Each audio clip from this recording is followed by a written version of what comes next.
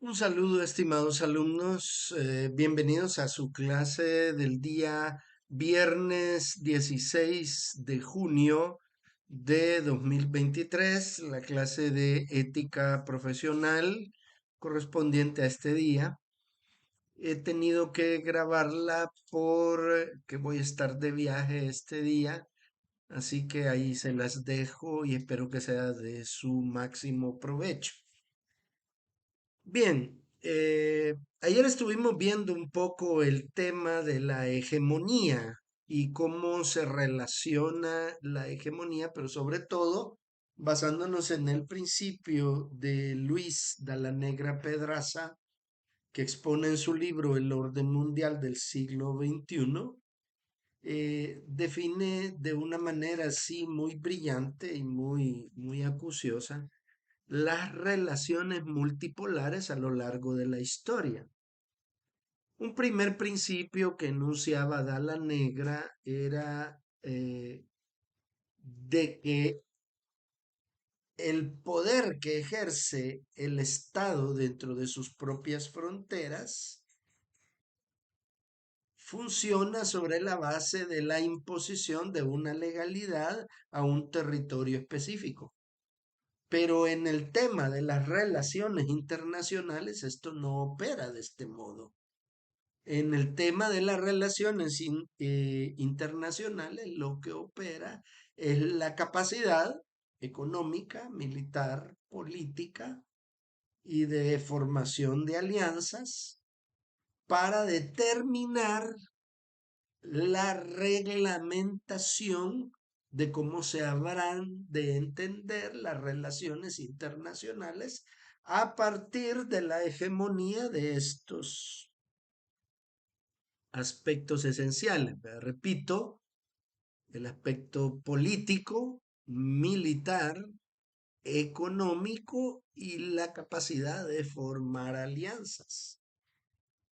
Esa imposición ha ido variando y Dalla Negra hace un pequeño esbozo histórico sin irse muy atrás, ¿verdad? Porque esta posibilidad siempre ha sido una constante toda vez que ustedes estudien la historia y lo van a ver reflejado en muchos grandes imperios y cómo ejercieron su poder.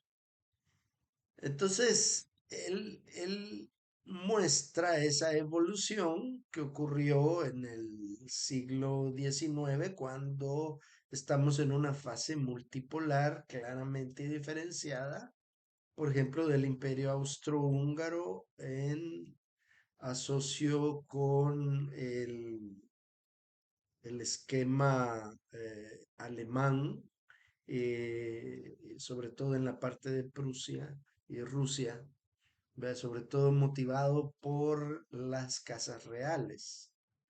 Gran Bretaña, ¿verdad? Y el Imperio Británico sostenido en la parte de la India y buena parte de África, extendido por todo el mundo, específicamente en el Caribe, y parte de Asia y Oceanía, donde aún mantiene, ya no como colonia, ¿verdad? Sino que como estados asociados, por ejemplo, en la Commonwealth, pero que sin embargo forman parte del Imperio Británico, ¿verdad? Lo único que ya no, con el concepto de sometimiento y, y sometimiento militar, ¿verdad? Pero naciones como la India, parte del Caribe, incluso Haití, se vieron sometidas por estos poderes imperialistas de Gran Bretaña ante eso, ¿verdad? También Gran Bretaña, eh, a principios del siglo XIX, a fines del siglo XVIII, pierde su dominio sobre las primitivas colonias que posteriormente formarían los Estados Unidos. Estas 13 colonias, ¿verdad? Históricamente que formaron los Estados Unidos no pudieron resistir la cuestión impositiva sobre el té y en un caso similar al de los criollos españoles, los criollos o los hijos de ingleses nacidos en los Estados Unidos, ¿va? O descendientes de los Pilgrims o de los peregrinos del Mayflower, eh, resistieron esta imposición y la gota que derramó el vaso fue ese impuesto al té, ¿verdad? Que les provocaba numerosas pérdidas. Entonces es cuando se produce ciertamente el- la insurrección, que ahí sí fue militar, ¿verdad? En todo orden, ¿verdad? Una insurrección militar que acabó con el dominio de los estados de Gran Bretaña después de una guerra de aproximadamente unos 5 o 6 años, donde se combatió cruentamente. Bueno, los Estados Unidos en medio de la guerra firman su constitución para demostrar su poderío. Y aquí viene algo muy interesante que motiva la independencia de Estados Unidos, aparte de estas imposiciones, ¿verdad? Es el papel también de una sociedad secreta que es la masonería. Naturalmente este tema tal vez no lo alcancemos a ver hoy día, pero sí tengo que hacer una introducción al respecto. Pues bien, el tema del análisis del papel que tuvo la masonería dentro del proceso de independencia de los Estados Unidos está reflejado en esta página que se conoce con el nombre del blog del masón. Yo busco acercarme a fuentes primarias, trato de evitar las fuentes secundarias en este tipo de temas para que quede bien claro. Este es un órgano oficial de los masones, ¿verdad? Y hace un recuento bastante objetivo de su participación, en donde lo que intentamos es ser fieles a un concepto histórico eh, y no a una teoría conspiranoica, ¿va? La palabra conspiranoica se ve reflejada en la unión de dos conceptos, la conspiración y la paranoia, ¿va? El acto de paranoia, de un miedo irracional o de generar teorías un poco sacadas de factores históricos, ¿verdad? Bien, de este blog del masón, ¿verdad? Nosotros podemos ver aquí como el artículo principal dice los masones en la independencia de los Estados Unidos, la formación de la nación más poderosa del mundo. Como esto lo vamos a tratar un poco más detalladamente después, ahorita solo hago la introducción. En esta publicación analizamos un tema relacionado con la historia no solo de la masonería, sino una de las naciones más poderosas del mundo. ¿Verdad? Entonces ellos plantean aquí su participación en la guerra de independencia de los Estados Unidos. Bien, la masonería tuvo un papel importante en la guerra de independencia de Estados Unidos. Muchos líderes de la independencia eran masones y la masonería proporcionó un espacio seguro donde podían reunirse y planificar la revolución. Los valores de la masonería, como la libertad, la igualdad, también influyeron en la lucha por la independencia. Las logias masónicas proporcionaron apoyo logístico y financiero a la causa de la independencia y muchos masones lucharon en la guerra. La masonería también influyó en la fundación de los Estados Unidos y en la vida política y social del país después de la guerra. Durante la Guerra de Independencia de Estados Unidos, las logias masónicas desempeñaron un papel importante en esta lucha. Muchos líderes, incluyendo George Washington, Benjamin Franklin y Paul Revere, eran masones y utilizaron sus conexiones masónicas para recaudar fondos y suministros para la causa de la independencia. Las logias masónicas proporcionaron apoyo logístico y financiero a los soldados y oficiales en el campo de batalla, y muchos masones lucharon en la guerra.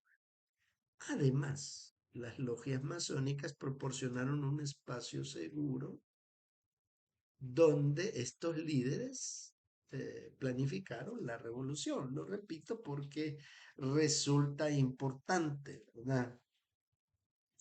Eh, y tenemos la participación de George Washington, de Benjamin Franklin, de Paul Revere y por supuesto otros, ¿verdad? Hay muchos más. Bien, esta es como la introducción. Eh, la constitución política de los Estados Unidos es concebida desde aquí, desde la masonería, desde el establecimiento de esta entidad como la entidad que estuvo detrás de la fundación de los Estados Unidos. Pues siendo esta entidad una entidad como los mismos masones se perciben a sí mismos, ¿verdad? Como una organización dedicada al análisis filosófico, ¿verdad? Al análisis político y a la influencia en la sociedad. Bien, ellos diseñan la doctrina Monroe. Si estamos hablando que en 1976 fue en la independencia de los Estados Unidos, habrían de pasar 24 años para llegar a 1800, ¿verdad? 1800 ya entrando al siglo XIX y estamos hablando de que esta doctrina fue implantada en 1823 aproximadamente. No, aquí está. En 1820 y pico, ¿verdad? 23 por ahí. Es en este momento que se plantea la doctrina Monroe, en 1823, que buscaba la fecha, ¿verdad? Estamos hablando que si habían transcurrido 24 años más 23, estamos hablando de 47 años después de haber firmado la Constitución Política de los Estados Unidos. Mediante la influencia masónica se crea la famosa doctrina Monroe. Vaya, analicemos qué es la doctrina Monroe. La doctrina Monroe, sintetizada en la frase América para los americanos, una frase que de suyo es engañosa, mis estimados. En esta frase debemos tener muchísimo cuidado, porque es una frase incluyente por la forma en que nosotros conocemos que es América. América es todo el continente. Y por si quedare alguna duda, América es esto. Vamos a ver aquí.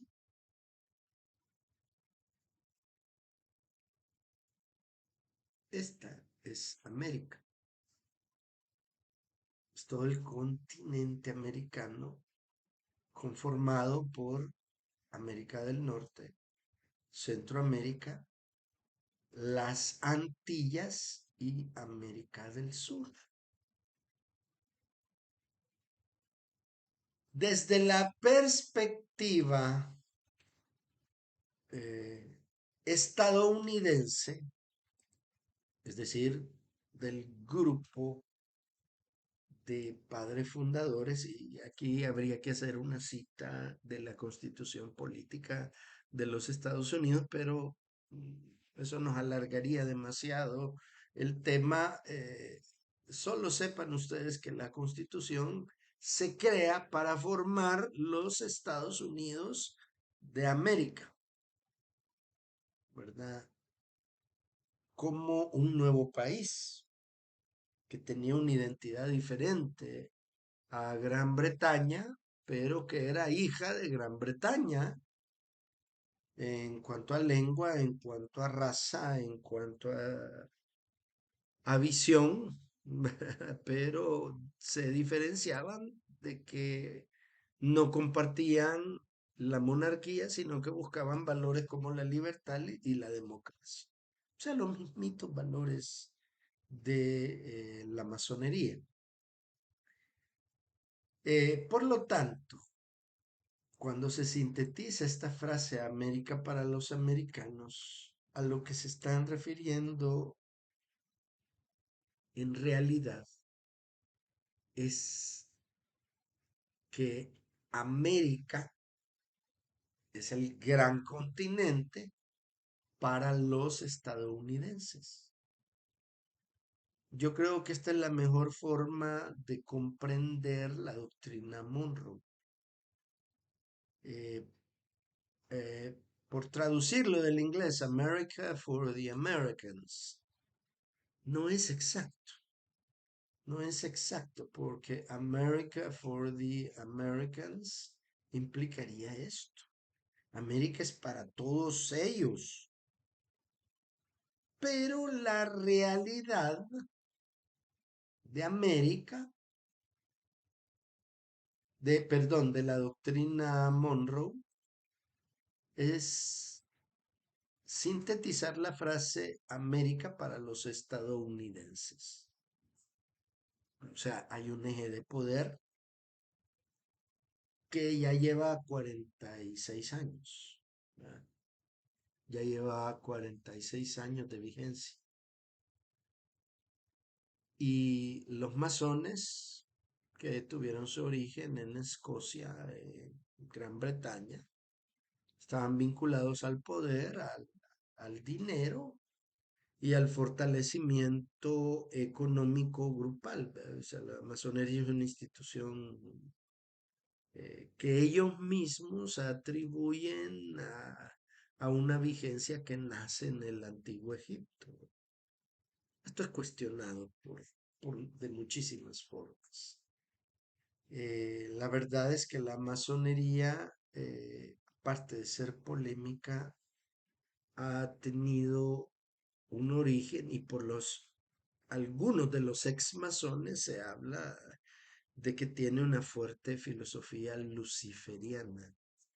¿Qué es esa filosofía luciferiana? Por eso es que no entran en una vinculación directa a lo religioso.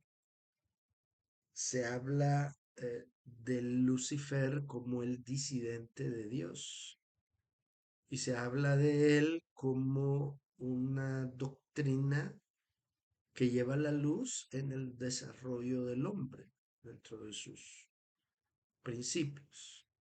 Hay fundamentos filosóficos para explicar qué es esto de la doctrina luciferiana, pero en esencia es la preeminencia del hombre sobre Dios.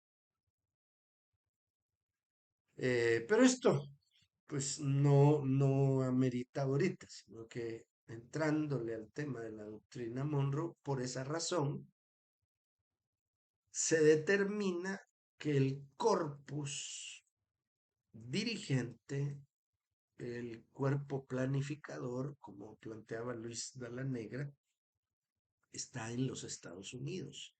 Por lo tanto, y con evidencia científica y evidencia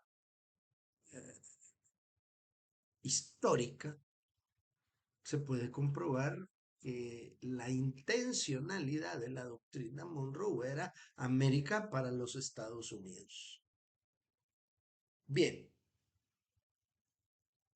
la frase América para los americanos surge de un equívoco. Eh, Nosotros en español llamamos el gentilicio de Estados Unidos como estadounidense. Este gentilicio no existe en inglés. En inglés estadounidense no hay una expresión inglesa para estadounidense. Eh, United Statesian, que podría ser I'm United Statesian, soy estadounidense. Eso no existe. No, no es. Entonces, ¿cómo identifican ellos su gentilicio? American. I'm American. ¿Eh? Así se determinan. Entonces, el pueblo habla de América, pero América tiene unos límites geográficos que durante el siglo XIX se determinaron y que hoy conocemos como los Estados Unidos de América.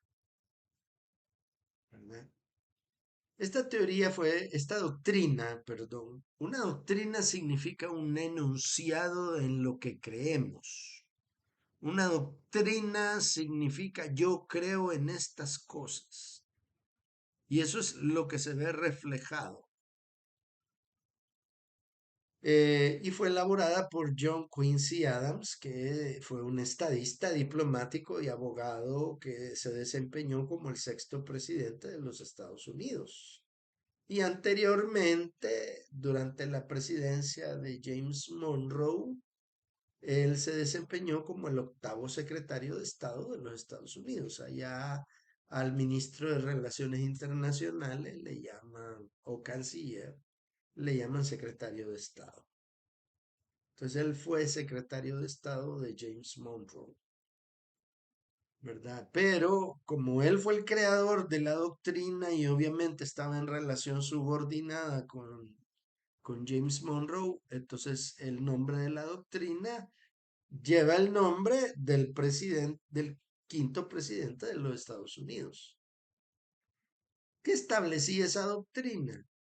Que cualquier intervención de los europeos en América, esta vez América entendida como continente, ¿verdad? Este continentito que podemos ver aquí, ¿verdad? Ese, cualquier intervención en cualquier país de América, ¿verdad? Sería visto como un acto de agresión que requeriría la intervención de los Estados Unidos de América. ¿Intervención en qué forma? Bueno, en lo que ya la Negra Pedraza nos manifestaba, ¿verdad? La integración de acuerdo a esto, aquí lo podemos ver, ¿no? En cuanto a la naturaleza del poder, que aquí precisamente lo estaba planteando, perdón, aquí, este, no, perdón, estamos atrás, disculpas, aquí está. Intervención desde el punto de vista de un eje económico, principalmente de un eje estratégico militar y planificado por un eje político. Esa es la intervención. La doctrina fue presentada por el presidente Monroe durante su quinto discurso al Congreso sobre el Estado de la Nación. Recibida inicialmente con dudas y luego con entusiasmo, constituyó un momento decisivo en la política exterior de Estados Unidos. Eh, como una proclamación por parte de Estados Unidos de su oposición al colonialismo, especialmente el colonialismo europeo, en respuesta a la amenaza que suponía la restauración monárquica en Europa. Recuerden que a fin del siglo XVIII se desata la Revolución Francesa que derroca la monarquía en Francia y también la Revolución Francesa fue instigada por los masones y concebida y desarrollada por los masones. Esta, esta Revolución Francesa amenazaba directamente con abolir el entorno monárquico de Europa y se oponía a ese colonialismo porque Estados Unidos veía como amenaza esa restauración monárquica en Europa, sobre todo cuando se derrocó a- al líder de la Revolución Francesa, Robespierre. eh, y se establecen, por ejemplo, los imperios napoleónicos. Entonces,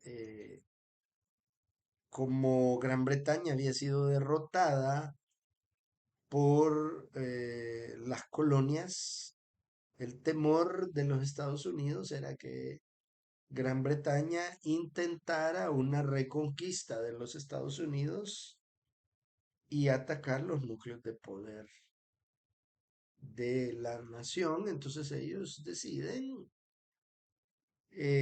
visualizar con como una amenaza la Santa Alianza.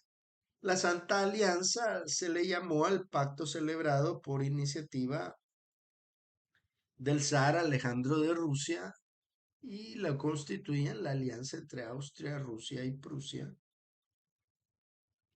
tras la batalla de Waterloo, que definitivamente derrocó las aspiraciones de Napoleón de continuar la monarquía, porque Napoleón Bonaparte se erigió como emperador de Francia, ya no rey, sino emperador. ¿Cuál es la diferencia entre un rey y un emperador? Bueno, un rey gobierna una nación, mientras que un emperador gobierna muchas naciones. Pero entonces, ¿cómo es que no se conoce con el nombre de emperatriz a la reina de Inglaterra en esa época, que era la reina Victoria? Bueno, pues es una cuestión de forma, ¿verdad? Eh, los tres monarcas de la Santa Alianza invocaron los principios cristianos. Por eso se le llamó Santa Alianza, darle un carácter religioso a la instauración de la monarquía, ¿verdad? Al ser derrotado Napoleón Bonaparte, ¿verdad? Las guerras napoleónicas fueron llevadas a cabo entre 1804 hasta 1815, donde ya finalmente fue derrotado en la famosa batalla de Waterloo frente a los ingleses. La doctrina, pues, reafirma la oposición de los Estados Unidos contra el colonialismo europeo, inspirándose en la política aislacionista de George Washington, según la cual Europa tenía un conjunto de intereses elementales sin relación con los nuestros, o si no muy remotamente. Esto lo dijo en el discurso de despedida del presidente George Washington cuando se retira de la presidencia el 17 de septiembre de 1796 y desarrollaba el pensamiento de Thomas Jefferson, según la cual América, bueno, aquí hay que hacer la salvedad, ¿verdad? Estados Unidos tiene un hemisferio para sí misma, ¿verdad? No le llamemos América, sino que Estados Unidos tiene un hemisferio para sí mismo, que tanto podría significar el continente americano como su propio país. ¿verdad? Ahí donde está claramente la distinción que hace Thomas Jefferson. Estados Unidos tiene un hemisferio para sí mismo. ¿Qué es esto? Esta es mi zona de poder, dice Estados Unidos. ¿Verdad? Como para su propio país, que son los Estados Unidos. Por lo tanto, el gobierno de Estados Unidos en aquel entonces, un país que había alcanzado su independencia hacía tan solo 40 años, temía que las potencias europeas victoriosas que emergían del Congreso de Viena, pues fue un congreso que se realizó casi durante un año. Fue un encuentro internacional celebrado en la capital del Imperio Austríaco, convocado con el objetivo de restablecer las fronteras de Europa tras la derrota de Napoleón Bonaparte y reorganizar las ideologías políticas del antiguo eh, régimen. Entonces, ¿qué países intervinieron en este Congreso de Viena?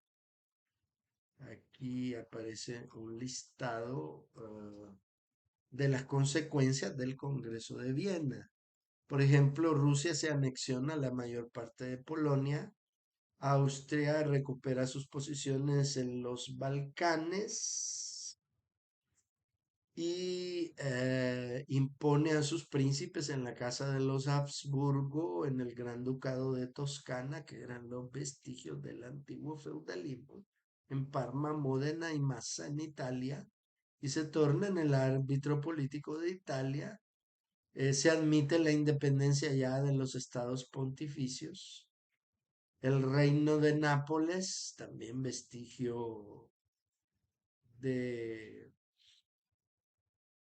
vestigio de los también de los antiguos señores feudales, se anexa a Sicilia y restaura la casa de Borbón en el trono napolitano.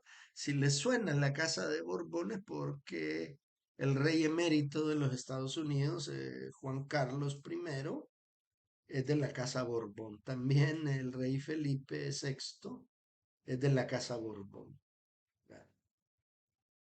Bueno, serán cosas muy importantes, en su mayoría restableciendo los poderes monárquicos. A esto era lo que le temían los Estados Unidos y por esa razón decidieron sostener la doctrina Monroe. Eh, el temor, pues, es que revivieran las potencias colonialistas o europeas victoriosas de la guerra napoleónica, revivieran sus imperios coloniales en América. Entre ellas, no solamente estaba España, sino que también Gran Bretaña, Holanda, Francia, ¿eh? Y Portugal. Portugal. Entonces, esa fue la situación. Para que vean que la doctrina Monroe resultó totalmente engañosa. Miren, ni más ni menos a quienes se engancharon en América Latina.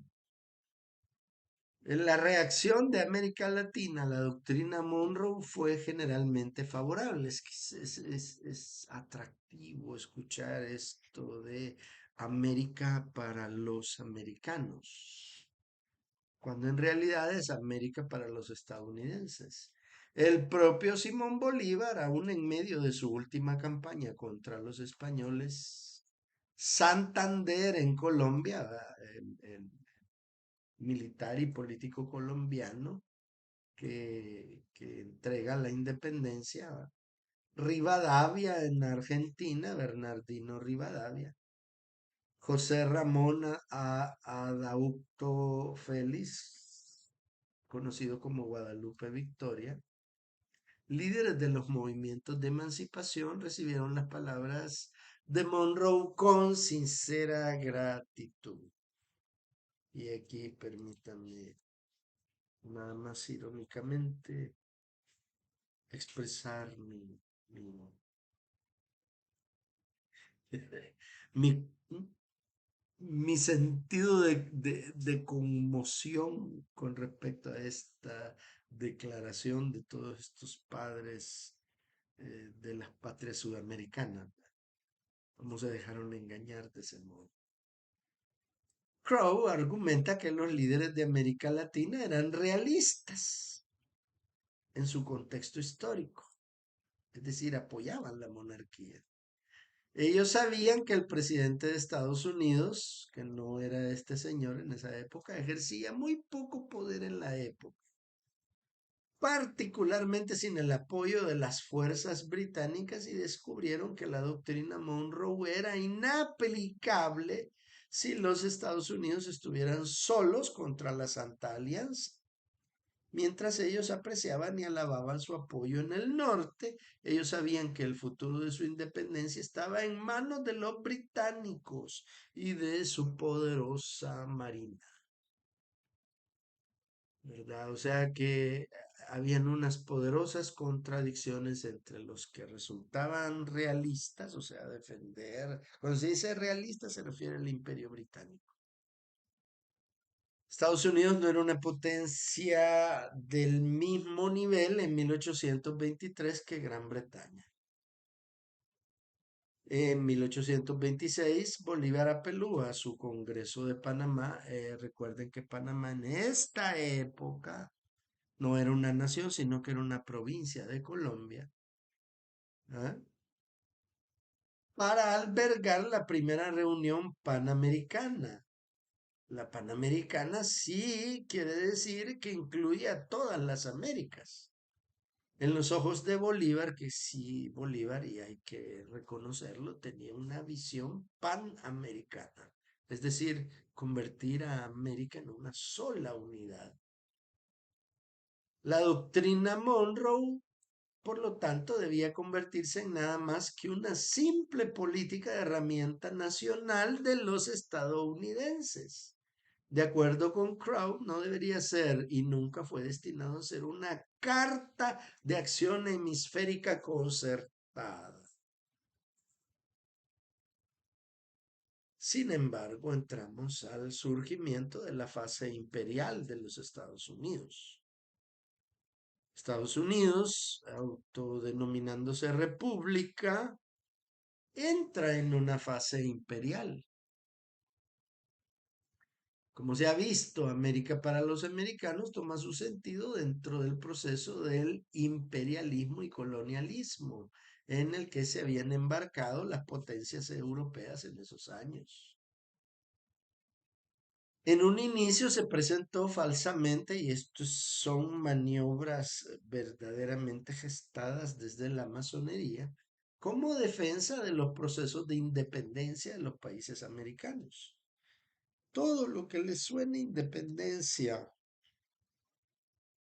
en América, ya saben ustedes a quién me refiero cuando me estoy refiriendo a América, al continente, ¿verdad? Es de origen masónico, ¿no? Aunque el pronunciamiento del presidente Monroe no pasó de ser una simple declaración altisonante, hecha por un Estado sin recursos militares para sostenerla en ese momento, en ese momento. Esta circunstancia determinó que durante largo tiempo no fuera invocada ni siquiera calificada como doctrina, sí como una especie de bandera de engaño en el resto de movimientos independentistas. Bueno, de ahí este artículo nos va mostrando cómo el postulado de Monroe hasta 1850 que adquiere el título de doctrina. La doctrina Monroe no era conocida oficialmente con ese nombre y añade que para esa fecha los principios de Monroe eran calificados de doctrina en artículos periodísticos y de manera retórica en debates de las cámaras y que por su parte las potencias coloniales la denominaban así en sus despachos secretos, pero jamás admitían públicamente no solo el nombre, sino su misma existencia. Resulta oportuno transcribir parte de una comunicación emanada de un ministro español a propósito de una propuesta de anexión de República Dominicana a España. El documento dice, al dar conocimiento a vuestra excelencia de este negocio, creo de mi deber manifestarle que tengo por seguro el protectorado de la España de Santo Domingo que se opondrían a Estados Unidos y muy especialmente al Partido Democrático, que hoy se halla al frente del gobierno de la Federación, el cual es sostenedor de la máxima política conocida en aquel país con el nombre de The Monroe Doctrine, a saber que no se debe consentir la Confederación Americana que ninguna nación de Europa o cualquiera de América tenga más dominio que el que ejerza en la actualidad. Digamos incidentalmente que si bien ese era el parecer español en 1854, más tarde hubo un cambio de opinión debido principalmente a la insistencia de algunos agentes de España en Santo Domingo y de los gobernadores de Puerto Rico y Cuba, lo cual llevó a la anexión de República Dominicana a España. Bien. Hay una serie de etapas históricas por las que atraviesa la aplicación de esta doctrina. Así que démosle una revisión a estos par de párrafos. Interpretar el principio de la no intervención de los estados europeos en los asuntos americanos de continente, ¿verdad? De una manera absoluta conduciría a que un estado americano pudiera conculcar los principios de la justicia en sus relaciones con los individuos extranjeros, violar la ley moral, negarse a tomar en consideración las justas reclamaciones de los extranjeros perjudicados, crear de este modo un estado de cosas anormal e ilícito según los principios del derecho común y de la moral internacional y rechazar después cualquier forma de injerencia para hacer cesar tales manifiestas violaciones de los principios de justicia, atrincherándose en el principio de su independencia y en la doctrina Monroe. Cuando el presidente James Monroe formuló esa primera doctrina global de su país, América para los estadounidenses, yo prefiero decirle así, un ciudadano chileno, Diego Portales, que comerciaba con los puertos del Pacífico y años después sería ministro de un país, escribió a un amigo, vean qué carta. Mi querido Sea, porque se llamaba el señor al que le dirigía la carta, José M. Sea. Los periódicos traen agradables noticias para la marcha de la revolución en toda América. Estamos hablando de 1822. Centroamérica ya había proclamado su independencia en 1821. Independencia del régimen español, del gobierno español, de la monarquía española. Parece algo confirmado que los Estados Unidos reconocen la independencia americana. O sea, ahí entendamos que José sea independencia americana se refiere a todo el continente, aunque no he hablado con nadie sobre este particular. Voy a darle mi opinión.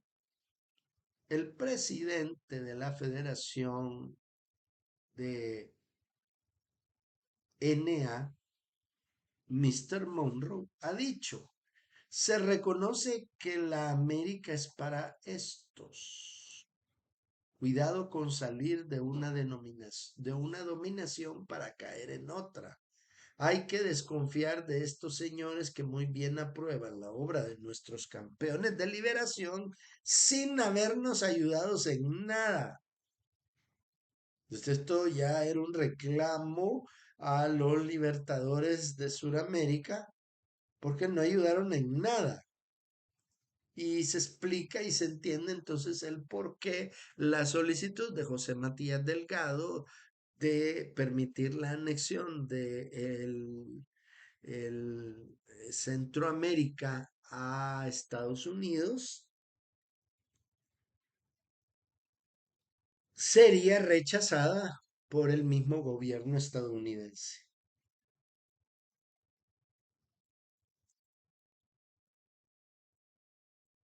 ¿Por qué ese afán de Estados Unidos en acreditar ministros, delegados y en reconocer la independencia de América sin molestarse ellos en nada?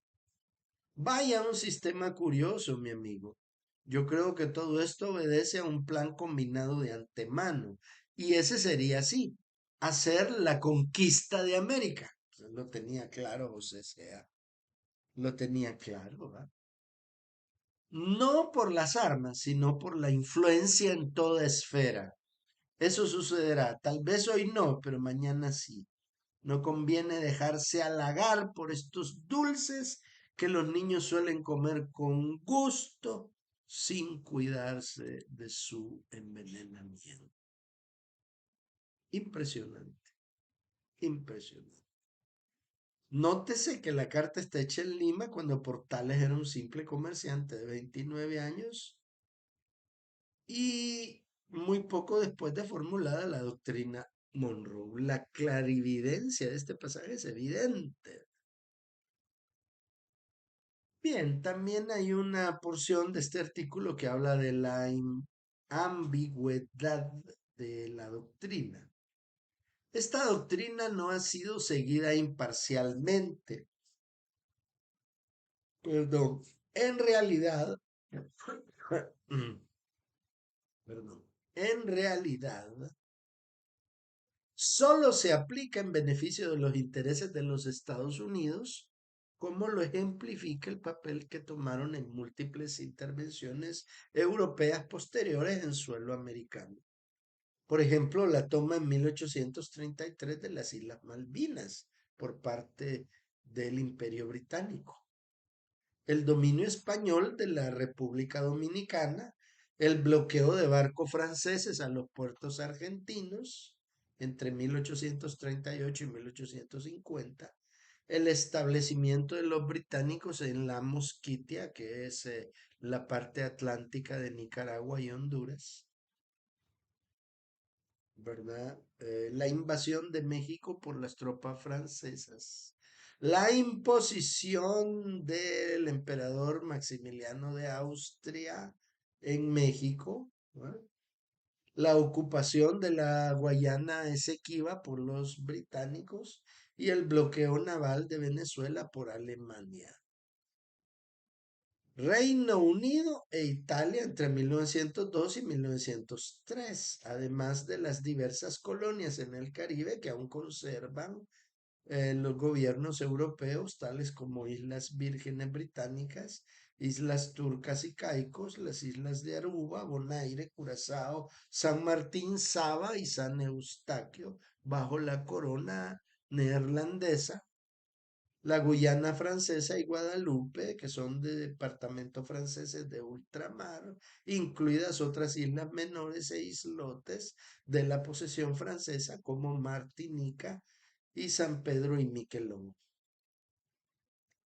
El caso de Groenlandia, tercer país más grande de América del Norte, que aún permanece como una colonia de Dinamarca. ¿Eh? Para muestra un botón, mis estimados. Ahora bien, vamos a tocar aquí un punto de ese origen que es importante conocer. Está aquí. Vale. La formulación de la doctrina Monroe ayudó a Gran Bretaña a frustrar los planes europeos de recolonización de América y permitió que Estados Unidos continuara dilatando sus fronteras hacia el oeste.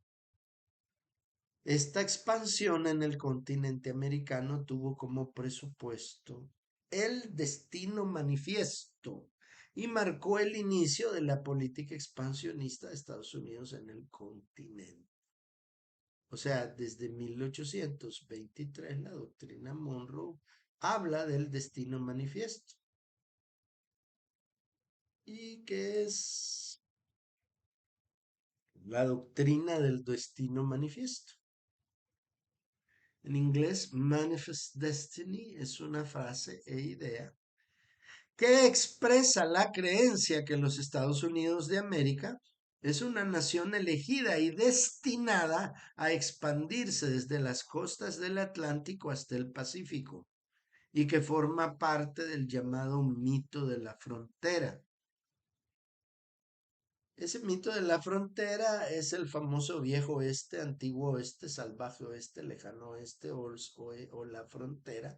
Son los términos con que se denomina popularmente a los hechos históricos que tuvieron lugar entre el siglo XIX y principios del siglo XX durante la expansión de la frontera de los Estados Unidos hacia la costa del Océano Pacífico.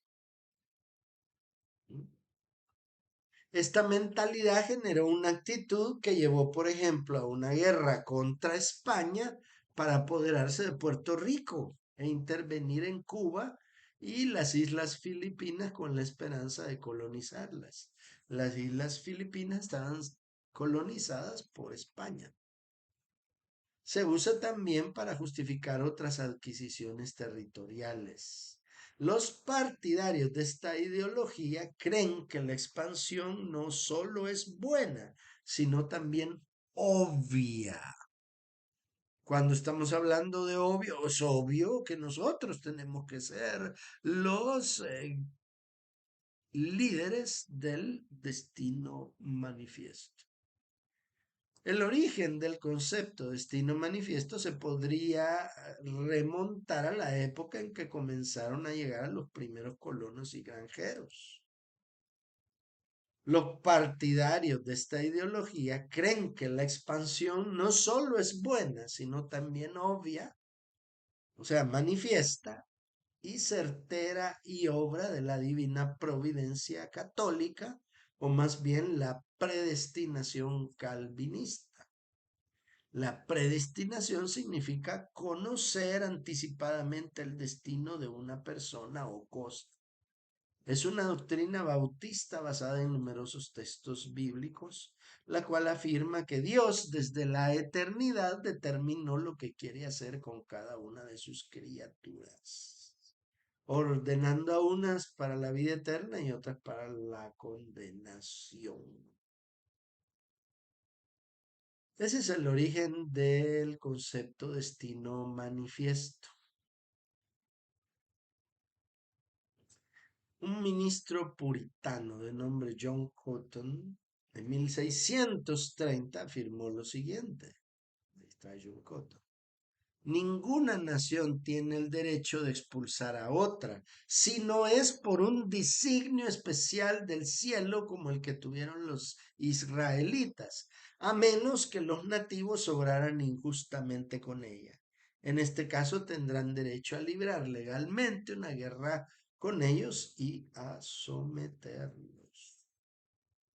Esta doctrina tiene un correlato en Hitler cuando se plantea el Lebensraum o el espacio vital, que supuestamente era el que necesitaban los nazis para expandir su sistema en el resto de Europa, ¿verdad? Este se convirtió en un objetivo del Imperio Alemán en la Primera Guerra Mundial y después justificó la expansión territorial nazi en Europa Central y Europa del Este. Bien, estimados, este ha sido como el panorama originario de la doctrina Monroe, fundamentada en la doctrina del destino manifiesto. Quiero nada más hablar sobre la última parte del, de la solidaridad como virtud. La última parte que les quería que reflexionáramos era esta. La solidaridad debe ejercerse entre los empresarios hacia sus empleados y de los empleados hacia sus patrones. Así como los patrones deben por justicia pagar salarios justos, dignos y puntualmente, los empleados deben responder con honestidad y lealtad. Le corresponde al Estado el velar por una distribución equitativa de los bienes. Por ejemplo, las zonas más pobres y desfavorecidas del país debieran tener menos cargas impositivas y los ciudadanos condiciones más favorables para alentarlos a instalarse en las zonas más marginales, ayudando a descentralizar las zonas más pobladas. No se trata, por tanto, de crear solo un gran polo de desarrollo para centralizar a toda la población en grandes centros y manejarlas políticamente, sino al revés.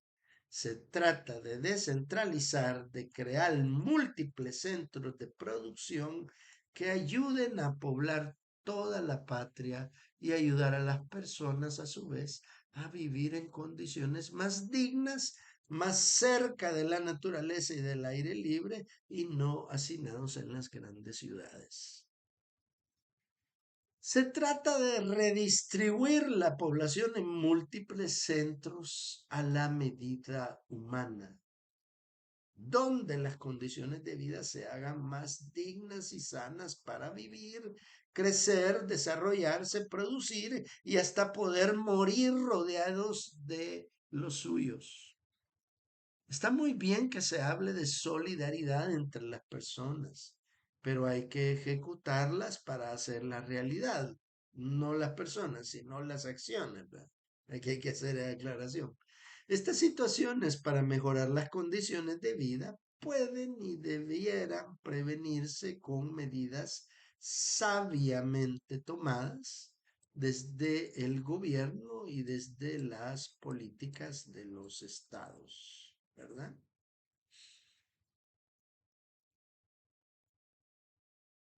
Políticas de estado coherentes. La solidaridad debe extenderse a los distintos países, razas y naciones, ayudando a los países más ricos, a los más pobres, y no aprovechándose de sus debilidades y limitaciones.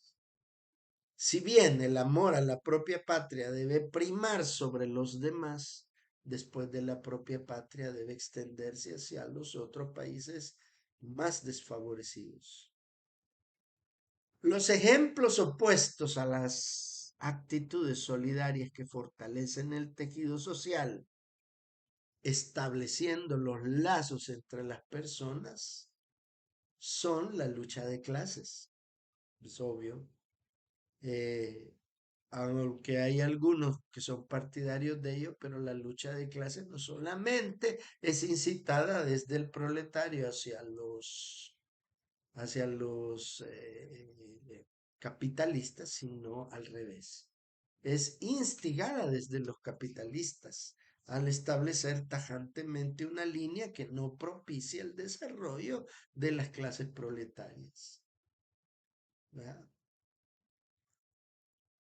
Entonces, las coincidencias entre este tipo de doctrinas eh, que promueven el laicismo, recuerden que este, Marta Arriet es católica, entonces habla de que la promoción del laicismo provoca que el Estado se erija en educador de las personas y que niegan los derechos naturales de los hombres, así como el de conocer la verdad, el derecho primordial e inalienable de los padres a la educación de sus hijos o el acceso a la propiedad privada. Eh, Esto entra normalmente en una guerra ideológica absurda, porque estos principios son los que utilizó Deng Xiaoping a la hora de formar el tremendo Estado de China moderno. Permitió que los padres educaran a los hijos. El Estado había intervenido en la educación de los hijos y demostró de que no era esa la visión. No deja de haber cierto control férreo igual en China, pero todo el tema promovido desde las Naciones Unidas sobre la ideología de género y la reeducación sexual en donde se quiere imponer la ideología de género, fomentando la cultura woke y LGTBI, ¿verdad? Persigue la finalidad de intervenir en la educación de los hijos. O sea que son desde un lado y desde el otro. Eh, que todo plan divino lo enfrenta, lo rompe, lo destruye y lo subvierte, dice. Y la explotación humana, que es sacar en provecho propio, por lo general, de un modo abusivo, las cualidades o sentimientos de una persona, ya sea de las empresas multinacionales, de las naciones entre sí o de uno hacia otro. Vean cómo coincide el tema de la virtud de la solidaridad que trasciende el factor ideológico, mis estimados. Esto es esencial para que nosotros comprendamos por qué el mundo está constituido ahora en estos conflictos multipolares que los vamos a seguir analizando en la próxima clase. Pero tenemos un asidero firme a donde atenernos porque con esta virtud de la solidaridad planteada de esta forma brillantísima como lo ha hecho Marta Arriet, permite tomar distancia de un enfoque ideológico y permite ser pragmático en las consecuencias de los beneficios que eso pretende lograr. Bien, estimados, ha sido un gusto haber compartido con ustedes esta clase. Esta clase va a quedar a disposición desde el día jueves 15 para que la puedan ver en el momento que ustedes quieran del día viernes, ¿verdad? Nomás coloque yo esto, pues ahí va a quedar. Así que ha sido un gusto. Bendiciones a todos y sí, nos vemos presencialmente el día lunes. Bueno, sincrónicamente, ¿verdad? El día lunes. Bendiciones, que tengan un excelente fin de semana.